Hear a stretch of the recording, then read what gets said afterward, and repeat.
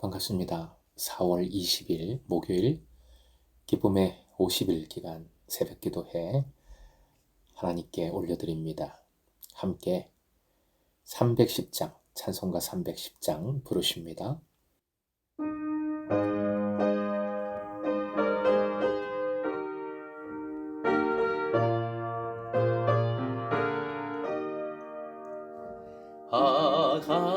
하나님의 은혜로 있을 데가 없는 은사 왜 구속하여 주는지 난 알 수 없도다. 내가 믿고 또 의지하는 내 모든 형편 아시는 주님 늘 보호해 주실 것을 나는 확실히 아네. 주 언제 강림하실지 밤에 건너가세 또 주님 만나갈 그 것도 난 알 수 없도다. 내가 믿고 또 의지함은 내 모든 형편 아시는 주님 늘 보호해 주실 것을 나는 확실히 아네. 오늘 말씀은 로마서 3장 19절에서 26절까지 로마서 3장 19절부터 26절까지의 말씀입니다. 함께 읽겠습니다. 우리가 알거니와 무릇 율법이 말하는 바는 율법 아래에 있는 자들에게 말하는 것이니 이는 모든 입을 막고 온 세상으로 하나님의 심판 아래에 있게 하려 함이라. 그러므로 율법의 행위로 그의 앞에 의롭다 하심을 얻을 육체가 없나니 율법으로는 죄를 깨달음이니라. 이제는 율법 외에 하나님의 한 의가 나타났으니 율법과 선지자들에게 증거를 받은 것이라. 곧 예수 그리스도를 믿음으로 말미암아 모든 믿는 자에게 미치는 하나님의 의니 차별이 없느니라. 모든 사람이 죄를 범하였음에 하나님의 영광에 이르지 못하더니 그리스도 예수 안에 있는 성량으로 말미암아 하나님의 은혜로 값없이 의롭다 하심을 얻은 자 되었느니라. 이 예수를 하나님이 그의 피로써 믿음으로 말미암는 화목 제물로 세우셨으니 이는 하나님께서 길이 참으시는 중에 전에 지은 죄를 관가하심으로 자기의 의로우심을 나타내려 하심이니 곧 이때에 자기의 의로우심을 나타내사 자기도 의로우시며 또한 예수 믿는 자를 의롭다 하려 하심이라. 아멘. 오늘의 기도 제목 믿어 은혜를 누리고 살아 그 은혜를 증거하게 하소서. 믿어 은혜를 누리고 살아 그 은혜를 증거하게 하소서. 19절 우리가 알거니와 라는 표현은 상식적 범주에서 호소하여 상대방을 설득함으로써 본인의 입장을 분명히 하는데 사용되는 문구 표현입니다.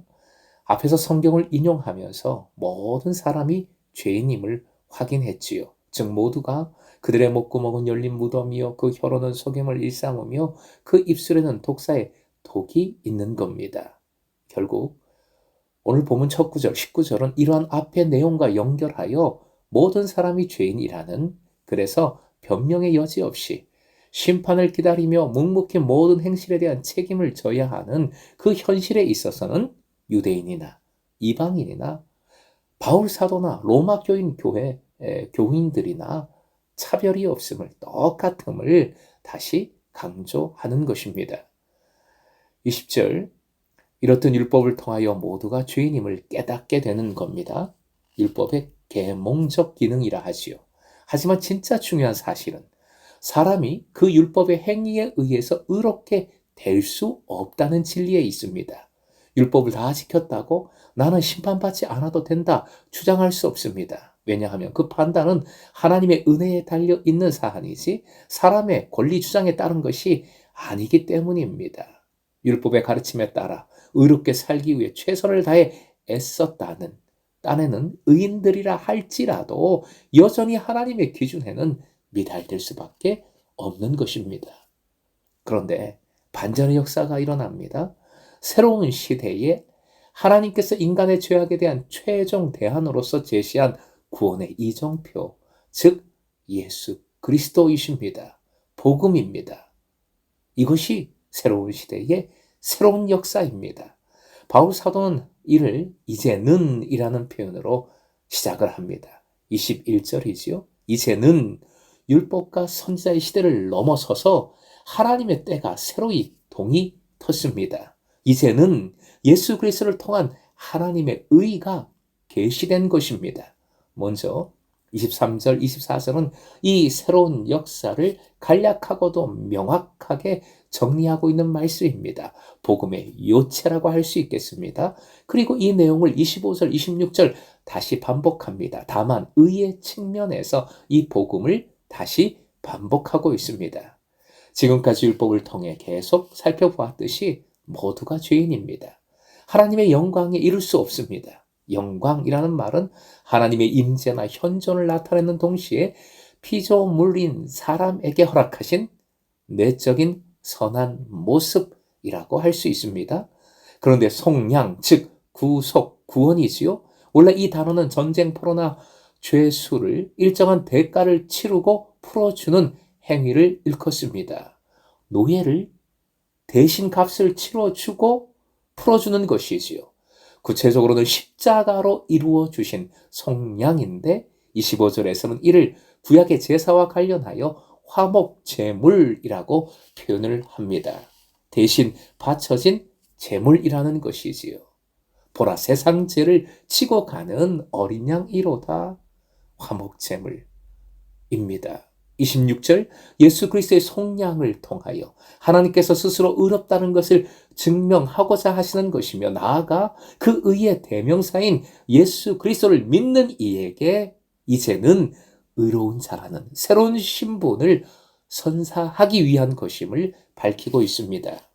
24절에 나오는 세 단어를 기억하여야 하겠습니다. 은혜, 값없이 간과하심으로. 화형 보시고 한 번 더 읽겠습니다. 시작. 은혜, 값없이 간과하심으로. 이 단어들은 모두 우리가 의롭게 된 것이 전적으로 하나님의 주도권, 주권에 의해 무조건적으로 이루어진 것임을 강조하고 있습니다.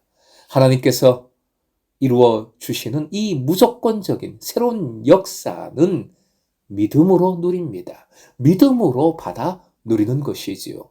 22절의 표현 함께 읽겠습니다. 예수 그리스도를 믿음으로 말미암아.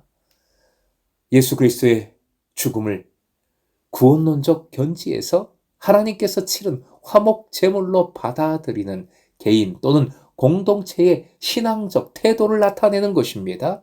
하나님께서 아무리 예수 그리스도의 죽음을, 독생자의 죽음을 화목 제물로 제시해 준다 할지라도 그것을 믿음의 눈으로 보고 받아들이지 않는다면, 그런 사람이 없다면 무용지물이 되고 맙니다. 사랑하는 금성의 제자 여러분, 이제는 예수 그리스도를 통하여 오직 은혜로 값없이 간과하심으로 우리의 의로움이 주어졌습니다. 우리는 믿음으로 이 은혜를, 한없는 은혜를 누리고 이 은혜에 걸맞는 삶으로 이 은혜를 증거합니다. 금성의 제자들은 이 믿음 안에만 거하십시다. 이 믿음으로 온전히 살아가십시다. 오늘도 믿음으로 살아갈 때, 믿음을 붙들고 살아갈 때 감사와 영광이 충만하길 축복합니다. 무엇보다 이 믿음을 사랑하는 이들이, 죽어가는 영혼들이 꼭 함께 가질 수 있도록 나누고 증거하는 청직이 되시길 주님의 이름으로 축원드립니다.